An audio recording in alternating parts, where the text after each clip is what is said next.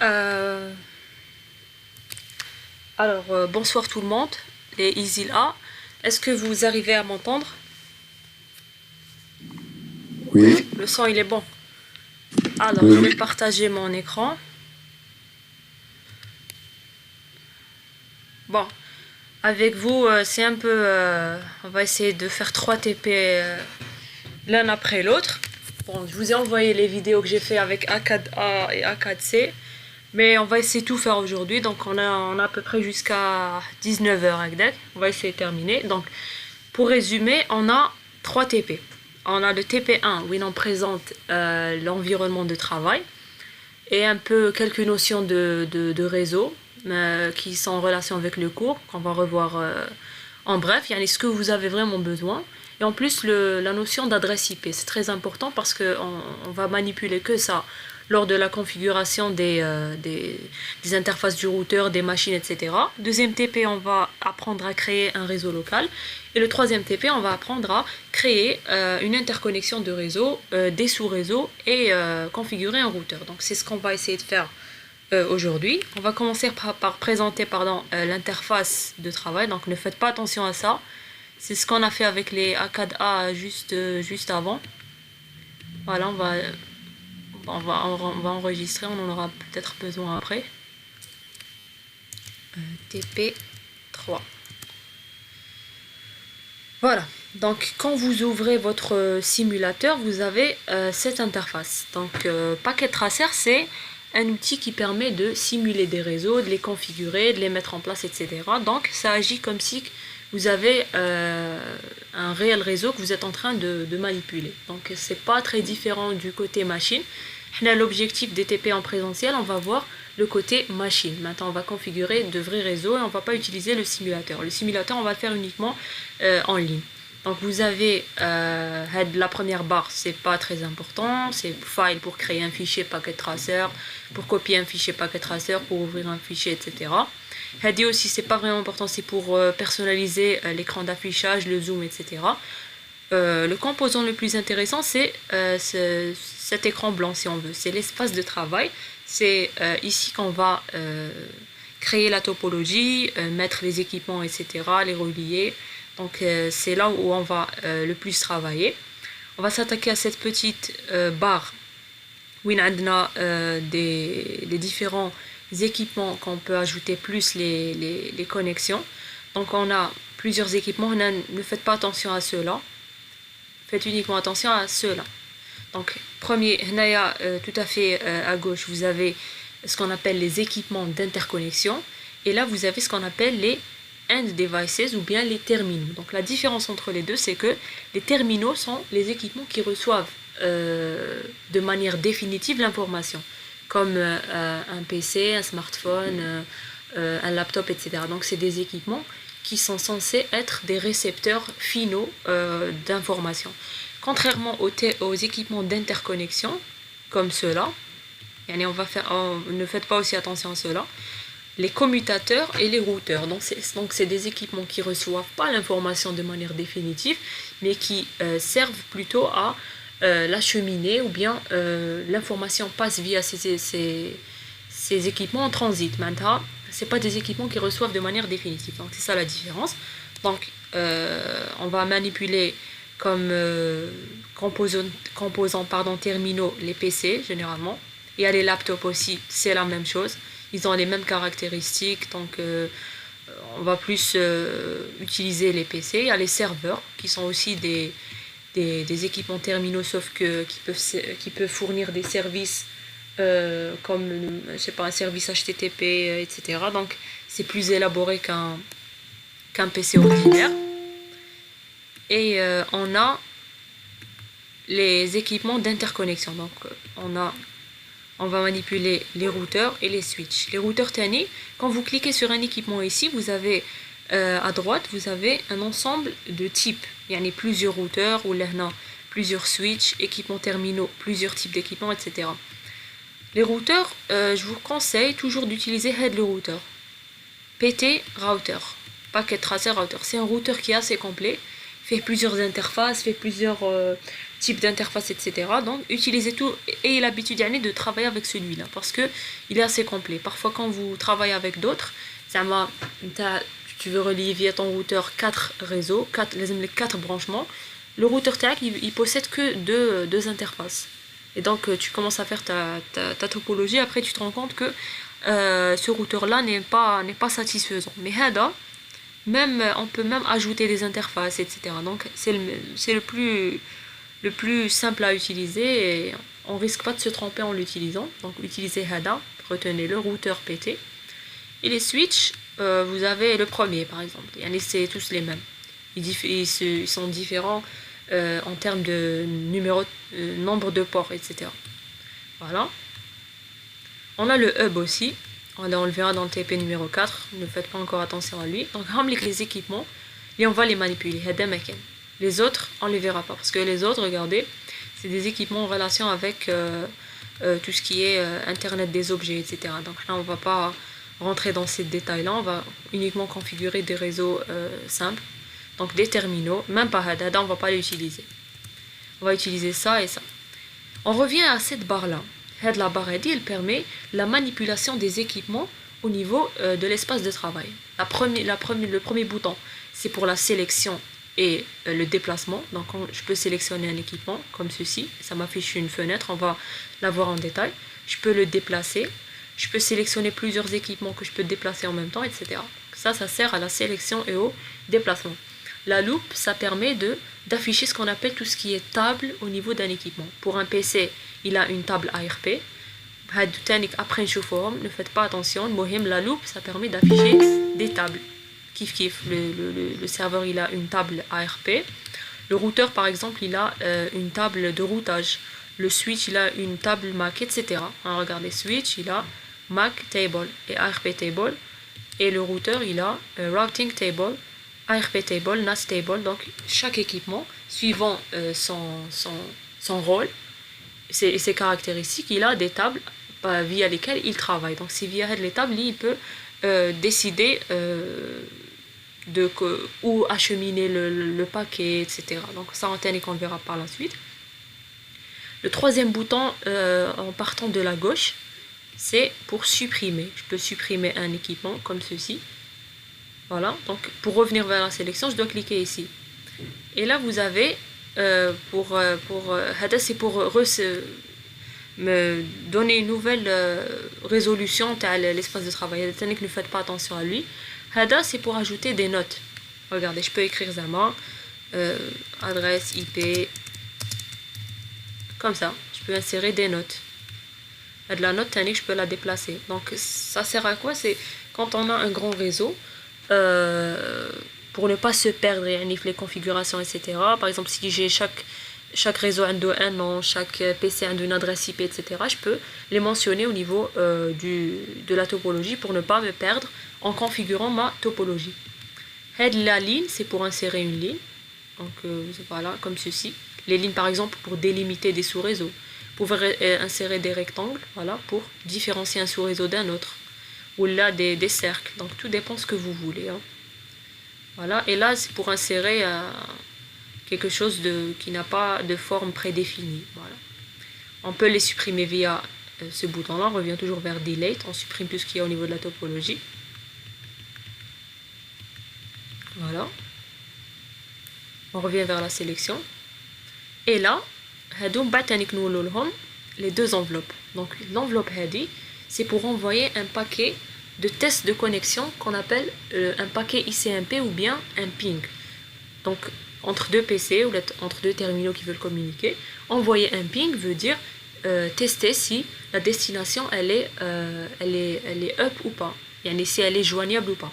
Donc c'est un paquet qui permet de voir si un équipement il est allumé ou pas. C'est un test de connexion. Et le ping, l'objectif c'est quoi au niveau de ce module? C'est de créer un réseau, de le configurer et de permettre la connectivité entre tous ces équipements. Ça veut dire on peut avoir un réseau qui est connecté. Pour tester la connectivité, c'est via cette enveloppe-là. Pour tester si la connexion marche entre un équipement et un autre, etc. L'enveloppe qui est ouverte, c'est pour ouvrir pour envoyer un paquet complexe. C'est-à-dire, regardez, je peux saisir des infos, je peux faire un paquet autre que ping. J'envoie un paquet HTTP, HTTPS. Je peux utiliser n'importe quel service ou bien protocole. Je peux spécifier moi-même les adresses IP, certains paramètres au niveau du paquet, etc. Donc c'est pour envoyer un paquet qui est assez personnalisé. On va pas trop l'utiliser, on va juste utiliser le ping parce que là l'objectif c'est de mettre en place un réseau qui peut communiquer. Voilà. Là, vous avez l'onglet logical et physical. Là, on est au niveau logical. Logical veut dire que au niveau de l'espace de travail, ça affiche les équipements sous forme de topologie. Si j'ai un réseau en anneau, ou un réseau en bus, ou un réseau en étoile, ça va m'afficher avec le dessin, comme ici. Un PC relié avec un routeur, un switch, etc. Ça m'affiche le dessin du réseau. Physical, ça permet d'afficher comment est réellement mon réseau. Réellement, comment il est. Tous mes équipements, ils sont au niveau de ce qu'on appelle des racks. Donc, la salle machine, Inch'Allah, en TP, on va les voir. Donc, voici par exemple un hub, à quoi il ressemble. Un switch, à quoi il ressemble. Dit de manière physique, réelle. Un routeur, à quoi il ressemble. Et ils sont stockés de cette manière-là, maintenant superposés dans des armoires. Ou là, des racks. Donc, le réseau, il ressemble à ça réellement. Mais quand on voit l'image, on ne peut pas définir ou a priori avoir quelle est la topologie de mon réseau. Je ne peux pas avoir une vue globale du réseau. Donc pour la voir, il faut rebasculer vers logical. Là, on va travailler beaucoup plus dans cet onglet-là. Donc c'est ce qui nous intéresse le plus, c'est d'avoir le schéma, la topologie du réseau. Ça, c'est le timing du simulateur, c'est-à-dire qu'il est allumé depuis, je sais pas, donc il calcule pas en secondes, mais c'est un compteur si on veut. Voilà, c'est tout. Accélérer, ça permet d'accélérer dans le temps, d'aller rapidement dans le temps. Par exemple, parfois, pour qu'une configuration prenne effet, il y a un certain temps qui doit être écoulé. Par exemple, pour qu'une interface s'allume, etc. Donc moi, si je veux aller plus rapidement, je clique plusieurs fois ici pour pouvoir accélérer le processus. Là, ce qu'on a, on va revenir après. Real time et simulation. C'est en relation avec quand on envoie des pings et quand on essaie de faire communiquer un équipement avec un autre. Là, pour l'instant, qu'est-ce qu'on a fait? On a uniquement mis des équipements l'espace de travail. Mais on n'a pas proprement créé un réseau. Pour créer un réseau, déjà la définition d'un réseau, c'est un ensemble d'équipements reliés entre eux. Les équipements, ça peut être soit des terminaux, soit des équipements d'interconnexion, comme le routeur, le switch, le commutateur. Et reliés entre eux veut dire qu'il y a un moyen de communication qui relie ces équipements.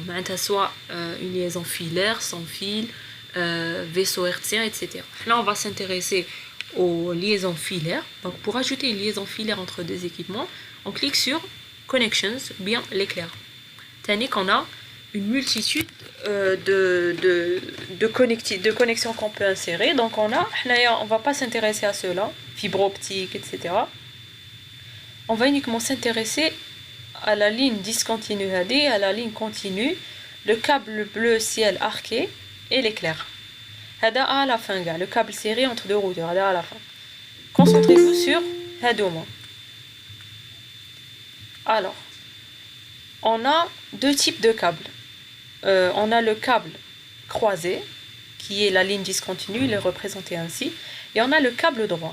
Donc câble droit, câble croisé, on relie deux équipements via un câble droit quand ils sont de différents niveaux selon le modèle OSI. Et on relie deux équipements entre eux via un câble croisé lorsqu'ils sont de même niveau selon le modèle OSI. Donc, est-ce que vous avez vu en cours le modèle ou là, vous voulez que je le répète? Est-ce que vous avez vu le modèle OSI? Fahmou combien le Ok. Alors, non, c'est ici. Voilà. Bon, si vous voulez, on peut revoir ça. Regardez.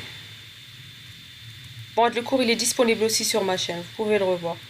Bon, on a les différentes topologies. Vous avez le bus, je pense qu'il vous l'a expliqué. MyEwin, tous les équipements sont liés avec des câbles directs. Donc parmi les avantages de cette topologie, c'est qu'elle est optimale. Mais un inconvénient, c'est qu'elle est irréalisable d'un point de vue pratique. C'est-à-dire que si je veux relier un PC avec... si j'ai 100 machines au niveau de mon réseau, si je veux créer un réseau maillé, j'aurais besoin de 99 cartes réseau au niveau du PC, ce qui est inconcevable d'un point de vue pratique. Vous avez le réseau point à point, c'est le plus petit réseau qui puisse exister. C'est relié uniquement deux équipements entre eux. Le réseau hiérarchique, ça ressemble à une arborescence. Donc vous avez une racine et des feuilles, etc. Et des équipements intermédiaires. Centralisé, étoile, un équipement au milieu qui relie plusieurs terminaux. Donc par exemple un switch avec plusieurs PC, laptops, serveurs, etc. Imprimante. Donc même une imprimante, c'est un terminal. Vous avez la boucle ou bien l'anneau, c'est un ensemble d'équipements qui sont reliés entre eux sous forme d'un anneau. Donc la topologie, elle utilise tout ce qui est jeton pour avoir l'accès au réseau. Donc l'équipement qui a le jeton, il peut communiquer. Dès qu'il finit sa communication, il envoie l'équipement à... Attendez, je vais vous montrer ici. Voilà. Il envoie sa communication. Dès qu'il finit, il passe le jeton à l'autre ordinateur. Et l'autre, il fait sa communication, etc.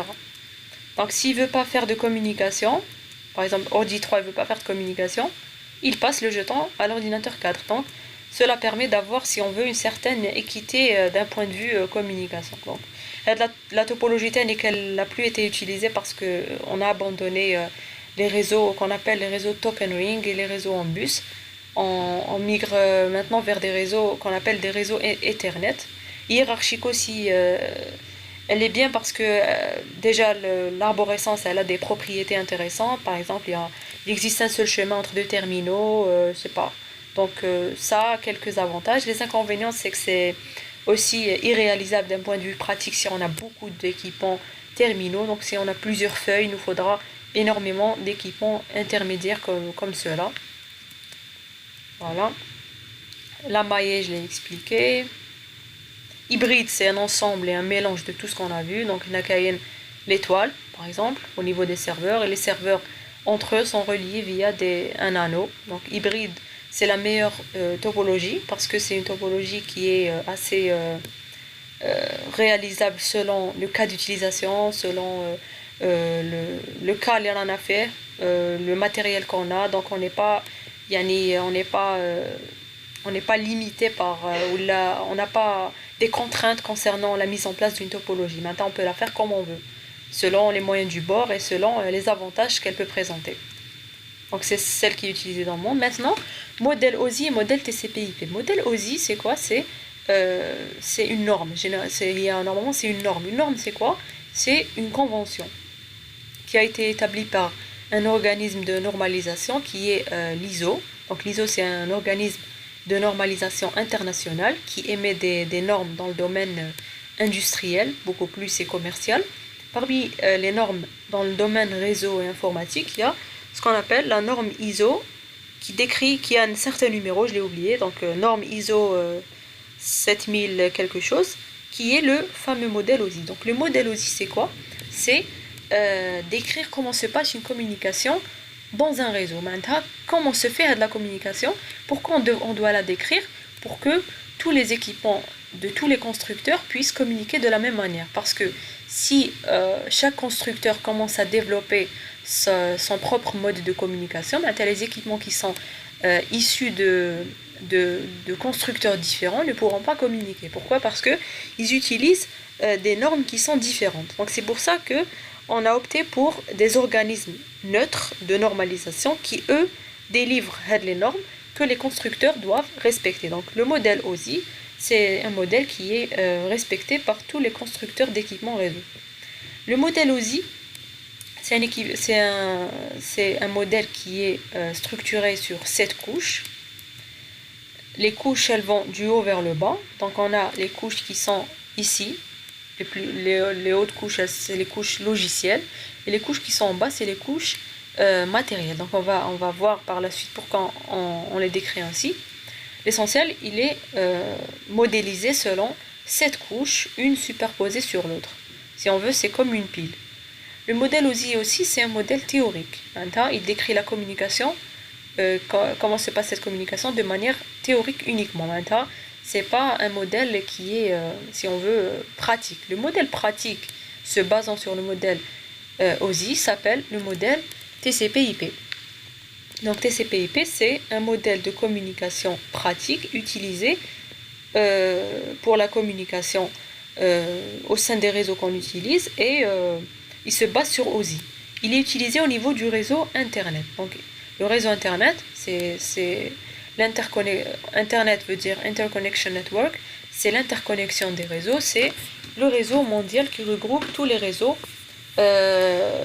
qui existent par exemple au niveau des différents pays, continents, etc. Donc il englobe l'ensemble des Wide Area Network. Donc on a les LAN, puis les MAN, les réseaux métropolitains, puis les réseaux WAN.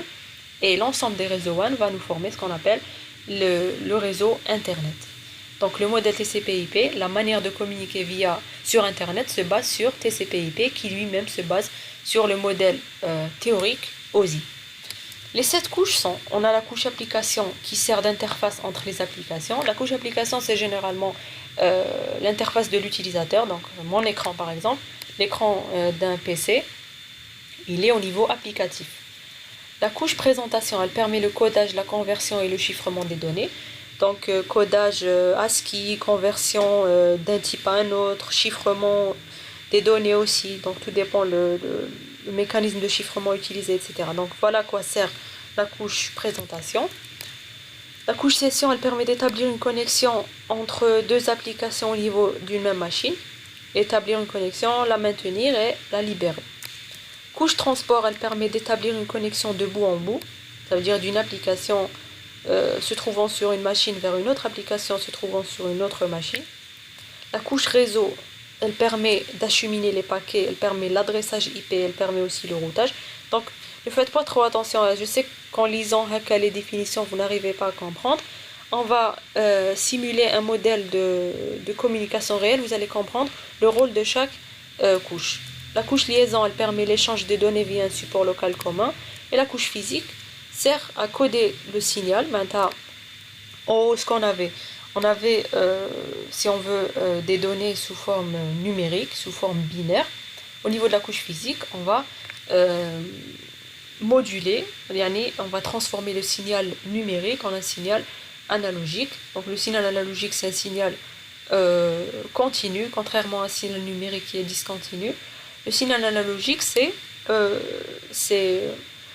la traduction de l'information qui était en numérique en un signal, par exemple sinusoïdal, qui pourra traverser le média de transmission. Par exemple, au niveau d'un câble, on aura un courant électrique qui aura la forme de son signal analogique sous forme sinusoïdale. Donc, quand on a une fonction sinus, le tracé graphiquement, ça a une amplitude, une fréquence, une phase, etc. Donc, les paramètres, ils vont se baser sur la partie,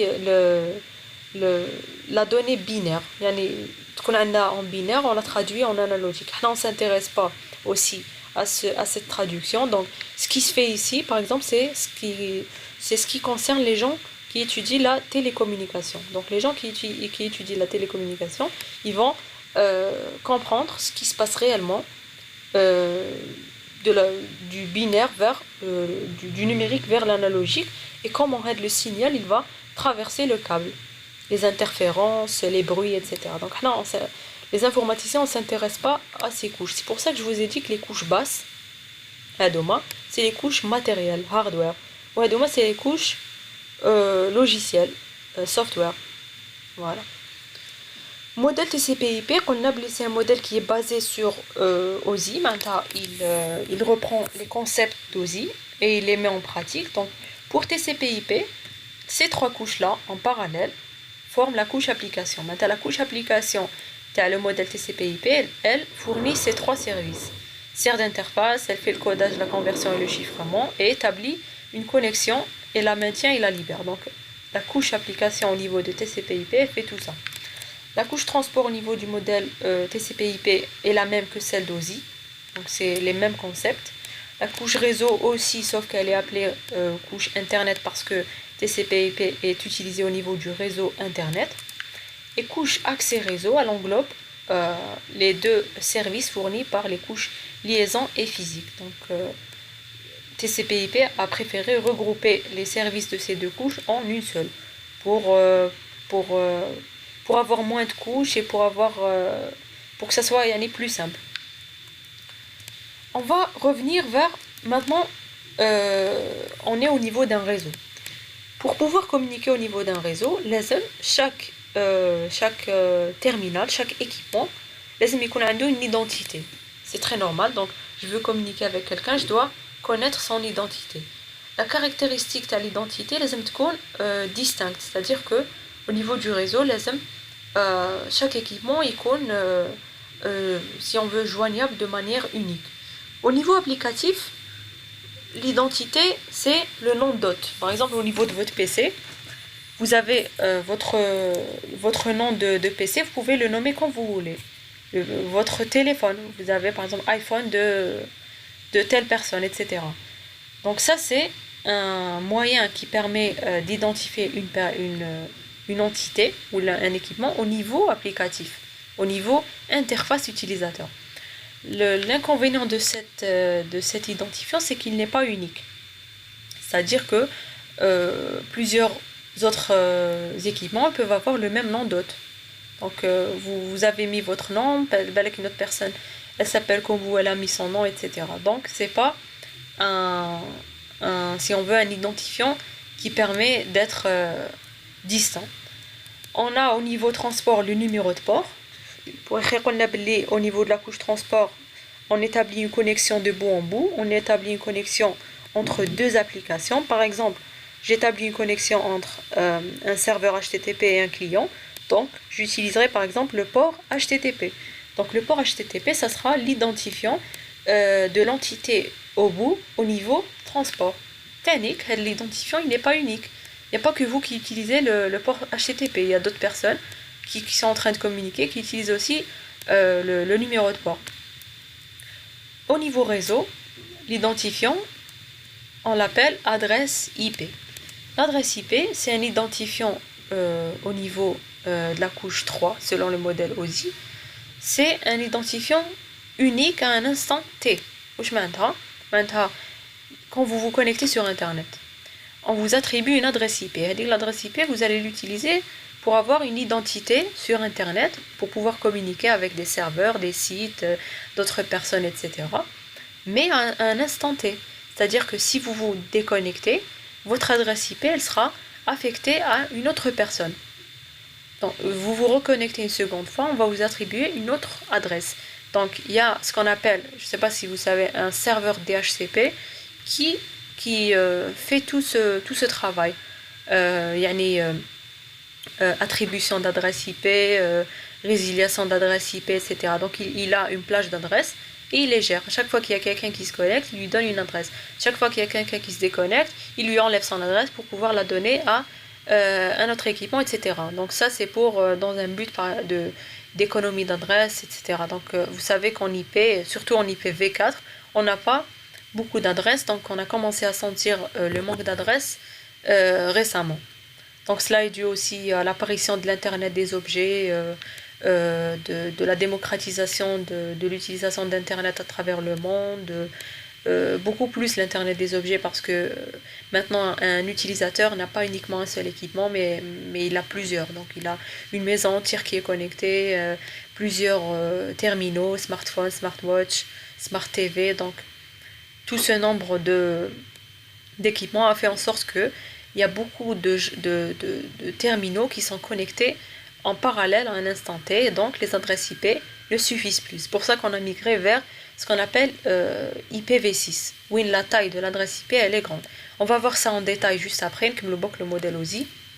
Au niveau accès réseau, on a ce qu'on appelle l'adresse MAC.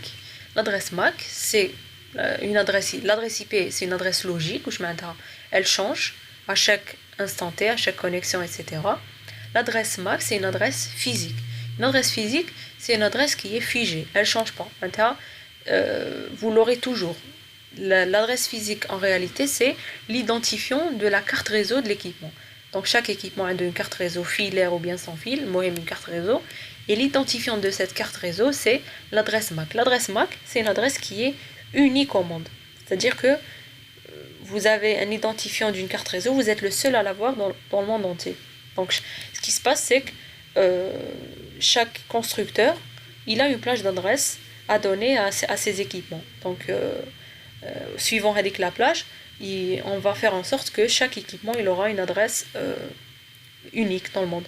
Et si il fabrique encore d'autres équipements, etc., qu'est-ce qu'on va faire pour pouvoir aussi économiser les adresses, etc. Toutes les machines qui ne sont plus utilisées, toutes les cartes réseau qui sont jetées ou bien cassées, etc., on les reprend. On reprend leur identifiant et on les attribue à d'autres personnes. Donc, faites le volet. Là, on a vu les identités via le modèle TCP/IP. Nom d'hôte, numéro de port, adresse IP, adresse MAC. Donc, chaque identifiant, il est valable au niveau d'une couche donnée. Maintenant, on va voir les équipements au niveau des couches. Au niveau de la couche application, on a ce qu'on appelle comme équipement intermédiaire la passerelle. Passerelle d'application, une passerelle c'est quoi? C'est un équipement qui permet la traduction de protocoles. C'est un équipement aussi qui a une interface utilisateur. C'est comme une machine aussi. Un PC, c'est un équipement de niveau 7. Par contre, aussi au niveau transport, on a la passerelle de transport. Et au niveau réseau, on a ce qu'on appelle le routeur. Le routeur, c'est un équipement de niveau 3. Contrairement à une passerelle ou un PC, il n'est pas de niveau 7. Maintenant, il n'a pas d'interface utilisateur. Donc là, vous comprenez aussi le rôle des couches. Maintenant, plus on est dans une couche supérieure, maintenant on a accès à tout. Plus on est dans une couche qui est inférieure, maintenant on a accès uniquement à ce qui est en bas. On n'a pas accès à ce qui est en haut.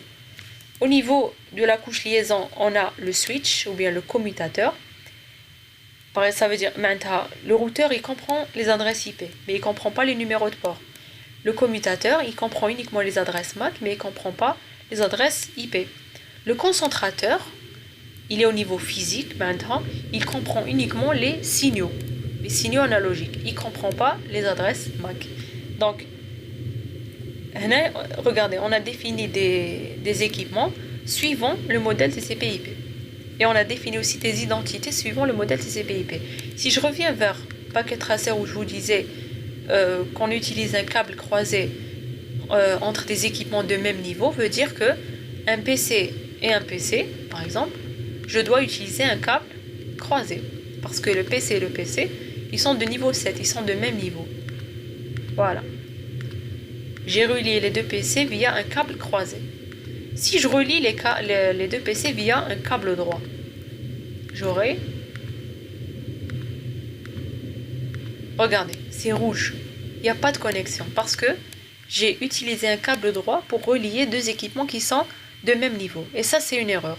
Donc, règle générale, quand vous avez deux équipements qui sont de même niveau, utilisez un câble croisé. Quand vous avez des équipements qui sont de niveau différent, utilisez un câble droit. Donc regardez, même si on avait deux switches, on devrait utiliser un câble croisé parce que le switch et le switch ils sont de niveau 2.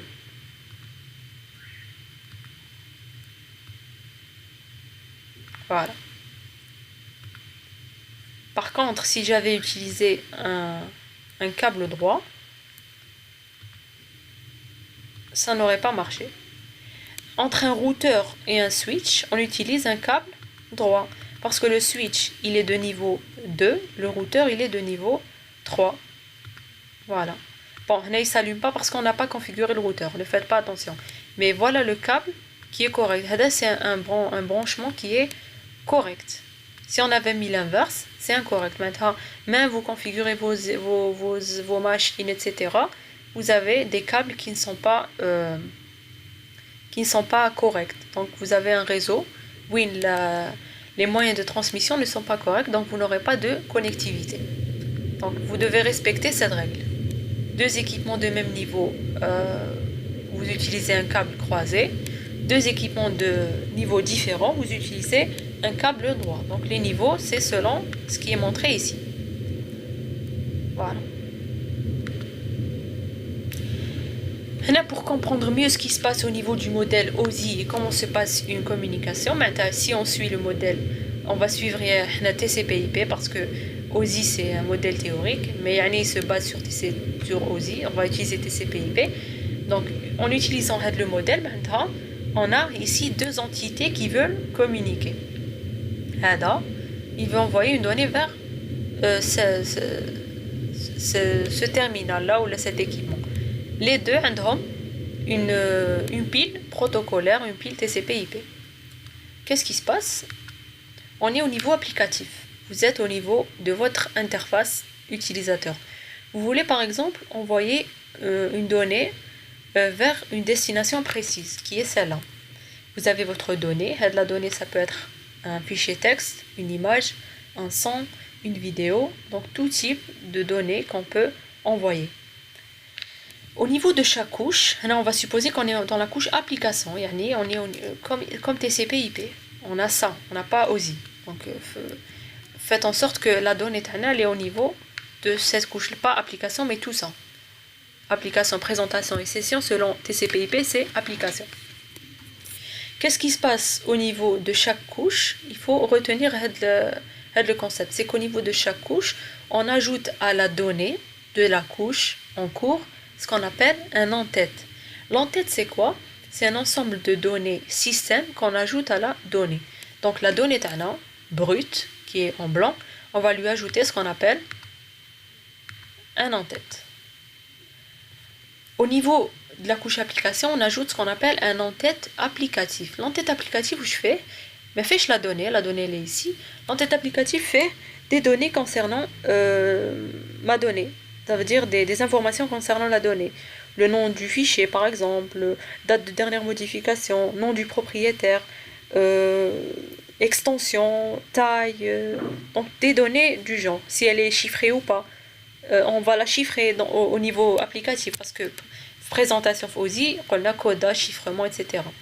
Codage aussi, ici, le faut. Donc, toutes les informations concernant ma donnée, je les mets dans ce que j'appelle un en-tête applicatif. Donc, tout ce qui est en bleu, c'est des infos en plus que j'ajoute à la donnée. Et au niveau de chaque couche, j'ajoute un en-tête. Et au niveau de chaque couche, le nom de la donnée, il change. Donc, au niveau de la couche applicative, j'avais une donnée brute, là, un en-tête applicatif. Donnée brute plus en-tête applicatif me donne ce qu'on appelle une donnée applicative. Une donnée applicative, c'est une donnée brute plus un en-tête applicatif. Et de la donnée brute, la donnée applicative, elle va descendre à la couche transport via de la flèche. Et pour la couche transport, tout ça est la donnée. Vous voyez, la couche transport, on ne met ce qu'il y a en haut. Donc forcément, elle ne comprend pas la donnée, elle ne comprend pas l'en-tête applicatif. Donc ce qui est en blanc, c'est ce que ne comprend pas la couche en cours. La couche transport technique, elle reçoit la donnée applicative, qu'est-ce qu'elle fait? Elle ajoute un en-tête de transport. L'en-tête de transport est appelée soit en-tête TCP, soit en-tête UDP. Je vais utiliser soit le protocole TCP, soit le protocole UDP. Pour savoir lequel utiliser, tout dépend de la nature de la donnée que j'ai envie d'envoyer. Si j'envoie une donnée, par exemple un fichier, une image, un son, une vidéo, c'est une donnée qui doit arriver de manière complète à l'utilisateur final. Là, j'utilise le protocole TCP. Pourquoi? Parce que TCP est un protocole de transport connecté et fiable. Connecté veut dire qu'il y a établissement de connexion avant l'envoi. Il n'y a pas de perte de paquet. La destination, elle m'autorise à lui envoyer. Et fiable veut dire que même s'il y a des pertes de paquets, il y a un mécanisme qui permet de retransmettre les paquets perdus. En utilisant TCP, je suis sûr que mon fichier arrivera à destination de manière complète, à 100%. Tous les octets composant ma donnée vont arriver à la destination. UDP, c'est un protocole de transport non connecté et non fiable. Veut dire que j'établis pas une connexion avant l'envoi, je commence à envoyer directement à la destination sans lui demander l'autorisation, et aussi je ne retransmets pas les paquets perdus. Je ne fais qu'envoyer. C'est un protocole qui est plus simple que TCP, mais il a ses avantages dans le cas de la donnée streaming, par exemple, ou la vidéoconférence, ou là le direct. Quand vous êtes en direct, vous faites un live, la donnée proprement dite, elle est de taille infinie, c'est-à-dire que on n'a pas une donnée fixe, un fichier, etc. La donnée Tana, c'est un stream qu'on est en train de diffuser pendant un instant delta t. Maintenant, on ne peut pas savoir quand est-ce que ça va finir parfois. Et donc, qu'est-ce que je fais? J'utilise UDP, j'envoie sans me soucier des paquets qui sont perdus. Si je utilisais TCP dans le cas de la vidéoconférence, par exemple, j'aurai une certaine latence. Pourquoi? Parce quand je retransmets des paquets qui sont perdus, je suis en train d'obliger la destination à revoir la donnée, à vérifier si elle a été reçue ou pas, etc. Donc il y a des paquets en plus qui sont utilisés de 1, il y a une perte de temps quand on réenvoie de ces données, etc. Donc on va perdre ce côté streaming, on va perdre ce côté direct. En même temps, on n'aura pas l'information en temps réel. Par exemple, si on était en train de diffuser un match de football ou une compétition, etc., si on commence à la diffuser avec une certaine latence, ça ne devient plus intéressant de la voir parce que déjà le résultat il est connu et nous on ne le sait pas. Même si on parle à une personne en direct. Donc on n'a pas ce côté direct, on n'a pas la réponse de manière instantanée. On aura un certain retard et on n'aura plus en quelque sorte les bienfaits du direct. Et quand on est dans une donnée de ce style-là, même si on a des paquets qui sont perdus, généralement c'est des paquets audiovisuels, donc il y a une possibilité de corriger la parole, etc. Vous pouvez même demander à votre interlocuteur de répéter ce qu'il a dit, etc. Et donc c'est un moyen de retransmettre le paquet. Maintenant, c'est une donnée qui est envoyée de manière directe. Mais en utilisant TCP, on perd l'avantage du direct, on perd l'avantage de l'interactivité de la communication. Donc TCP ou bien UDP va dépendre de la nature de la donnée. Parmi les informations qu'il y a au niveau de l'entête TCP ou bien UDP, il y a les numéros de port. Maintenant, quels sont les ports que j'utilise? Par exemple, si j'envoie un mail, je vais utiliser un port dédié à la messagerie. Si j'envoie une requête vers un serveur, je vais utiliser le protocole, le port HTTP, etc. Donc les numéros de port source et destination t'indiquent selon la donnée, selon le type de communication aussi. J'ai pris ma donnée applicative, je lui ai ajouté un en-tête transport, ça me donne ce qu'on appelle un segment TCP ou bien un datagramme UDP. Donc pour UDP, on a le datagramme et pour TCP, on a le segment. Ou là, on a le segment TCP et segment UDP, c'est pas faux. Donc vous remarquez qu'au niveau de chaque couche, on est en train d'ajouter un en-tête et au niveau de chaque couche, le nom de la donnée change. Au niveau applicatif, c'était donnée applicative et au niveau transport, ça devient segment. Le segment Tana, il va descendre au niveau de la couche réseau. Regardez, il est en blanc. Au niveau de la couche réseau, je ne comprends pas les données qui sont ici. Parce que je suis d'une couche qui est inférieure aux couches supérieures. Maintenant, je suis au niveau réseau. Maintenant, je ne comprends pas ce qui se passe ici. Maintenant, je ne comprends pas les données qui ont été ajoutées ici. Donc, tout ce qui est en blanc, je ne le comprends pas. Tannique, mon segment TCP ou bien UDP, je lui ajoute un en-tête réseau. L'entête réseau dans TCP/IP s'appelle l'entête IP. L'entête IP, il va fournir des informations concernant l'acheminement de ma donnée. Parmi les informations les plus importantes à ajouter, il y a l'adresse IP source et l'adresse IP destination. Donc ça, c'est si on fait une analogie, c'est la même chose que si vous envoyez par exemple une lettre à la poste. Donc vous ne pouvez pas envoyer votre lettre sans enveloppe, avec des données. Donc vous devez saisir par exemple l'émetteur, le récepteur, les adresses, etc. Donc c'est la même chose en réseau. Chaque équipement il a une identité IP, veut dire que je dois spécifier mon adresse IP source et l'adresse IP de destination pour que la destination sache qui veut communiquer avec elle. Et la destination pour pouvoir s'assurer que je suis bel et bien la destination demandée. Donc segment TCP ou bien datagramme UDP plus en-tête IP va nous donner ce qu'on appelle un paquet IP ou bien un datagramme IP. Donc dans la littérature, on dit datagramme IP ou bien paquet IP, mais on préfère la notation paquet IP, parce que datagram, on la garde pour UDP. Tani, le paquet IP Tana, il va descendre au niveau de la couche liaison. Regardez, ça devient en blanc. Au niveau de la couche liaison, je ne comprends pas ce qu'il y a dans les couches supérieures. Je ne comprends pas l'entête IP, l'entête transport, l'entête application et la donnée. Mon paquet IP, je lui ajoute un entête de liaison qui est appelée entête MAC dans le cas des réseaux Ethernet. L'entête MAC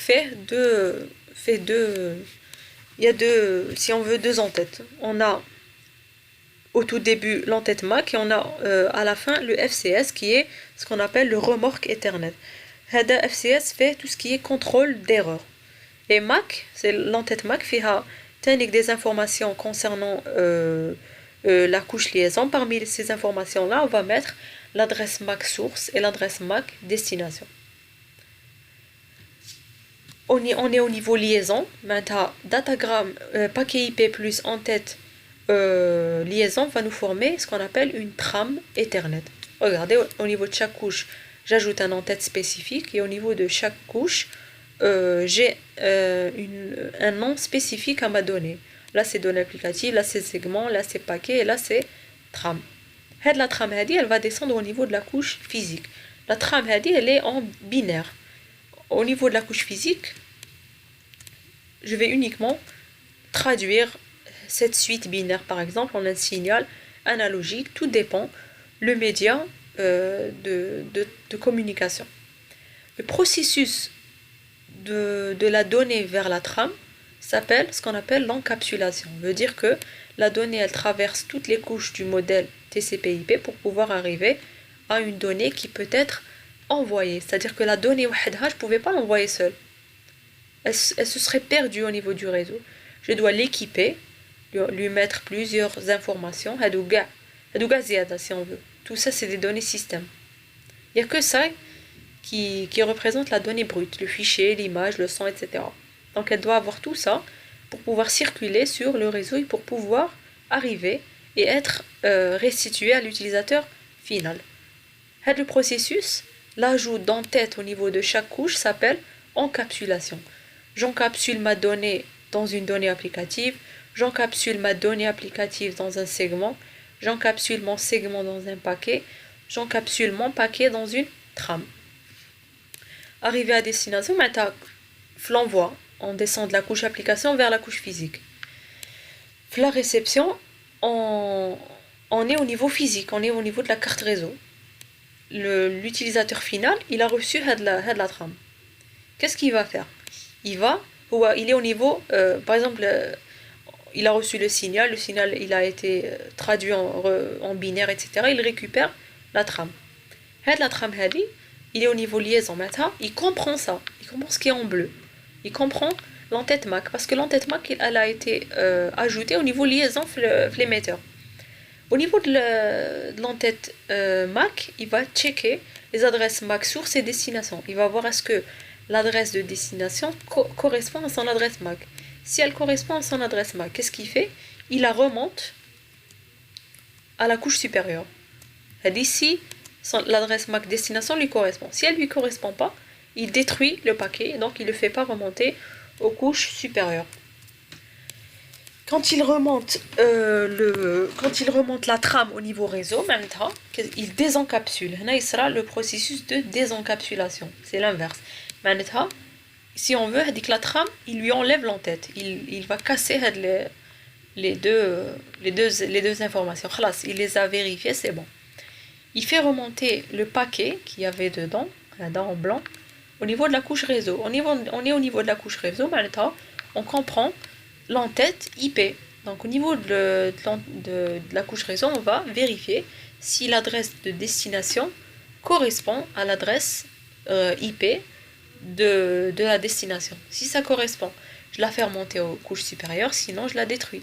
Donc là, j'ai désencapsulé mon paquet pour avoir le segment. J'ai enlevé ça. On est au niveau transport maintenant.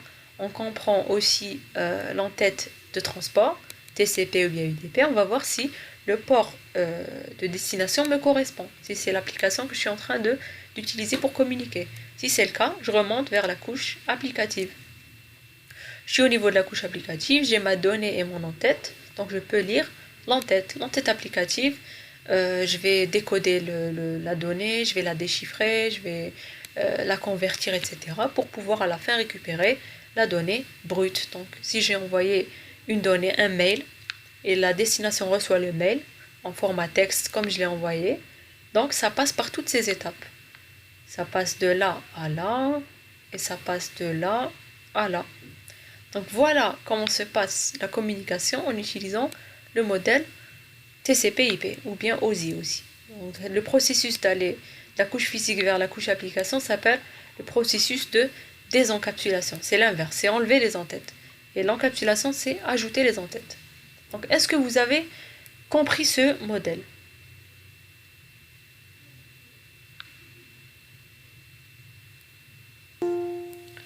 Ne me dites surtout pas que ça s'est coupé parce que je me suis pas rendu compte. Ça s'est coupé à partir de quand?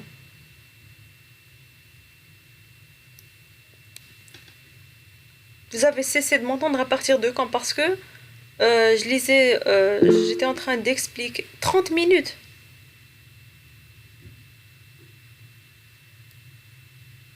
Ok, ça fait 30 minutes que vous n'avez rien écouté.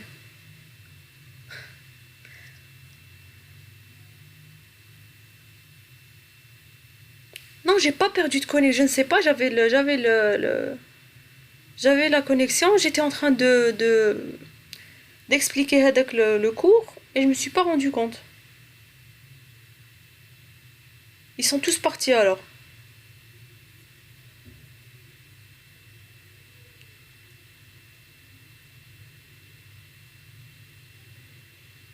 Non, non, j'étais en train d'expliquer.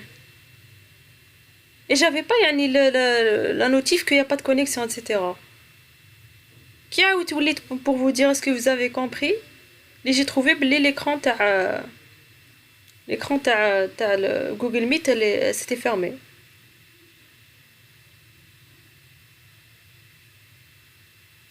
Non, non, l'enregistrement il continue, il est à 52 minutes.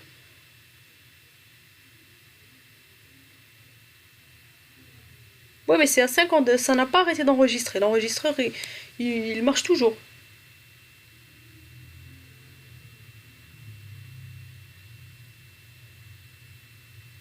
Maintenant c'est à 52. Donc ça fait ouais, ça fait à peu près 30 minutes. Ah, en plus ils sont tous partis, donc je sais pas qu'est-ce qu'on va faire.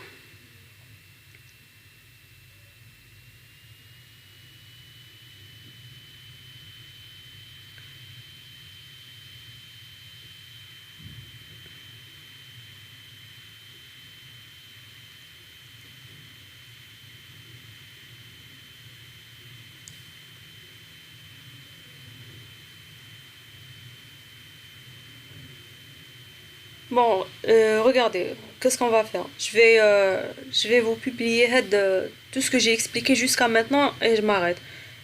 Vous devez revoir les 24 minutes qui vous ont manqué et on trouvera un autre créneau pour continuer parce que je pense que les autres ils sont partis hein, sans savoir que je suis toujours là, etc. Donc, je sais pas si on peut rattraper mardi. Mardi, oui. Parce que c'est votre journée libre. Khalas, là. Bon, je vais vous mettre ça. Je sais pas si je vous mets ça ou là on refait carrément. Là, je ne sais. Qu'est-ce que vous voulez? Est-ce qu'on garde l'enregistrement ou là on refait à zéro?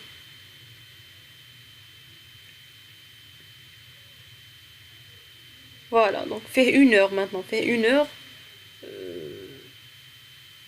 Des trucs assez théoriques, hein. J'ai expliqué bien le processus d'encapsulation et de désencapsulation via OSI.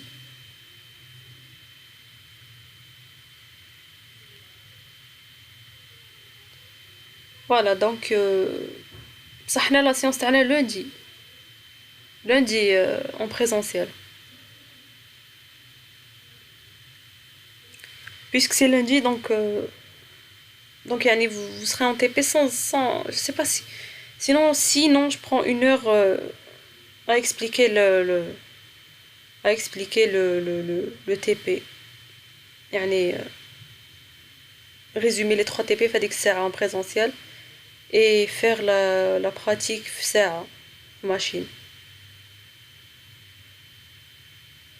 Oui, mais est-ce que vous allez le regarder? Parce que j'ai énormément testé.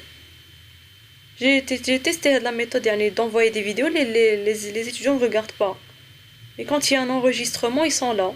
يعني يعجزوا يشوفوا, je ne sais pas, je pense que c'est ça. Ouais, sinon.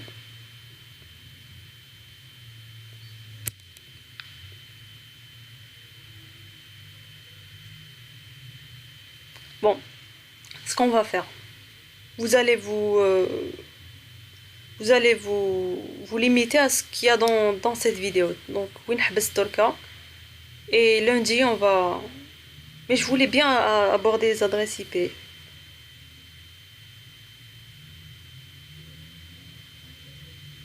Bon, je vais poster ça et lundi, Kinshuf, comme je vais vous. Bon, balak, le sous-groupe 1 il sera un peu désavantagé. Le sous-groupe 2, on aura le temps balak, de faire une séance d'ici le lundi prochain. Je vais voir. Donc, on va faire 1 heure d'explication, qui m'a et 1 heure de pratique. On va essayer d'être rapide parce que vous n'êtes pas nombreux. On va faire ça. En parallèle, vous pouvez regarder, si vous regardez les 3 vidéos pour ACAD A, c'est la même chose. Là, la séance en présentiel lundi.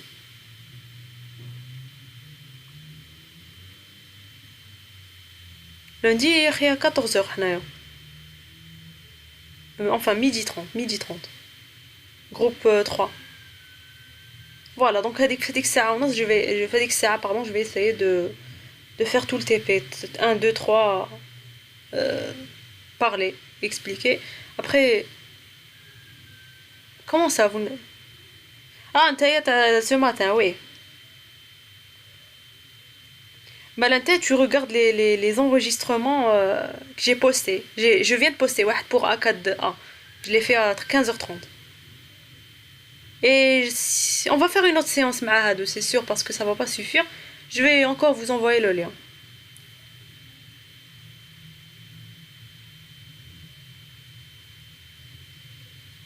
Voilà, donc on fait comme ça. Vous dites, bon, je vais contacter votre délégué pour voir...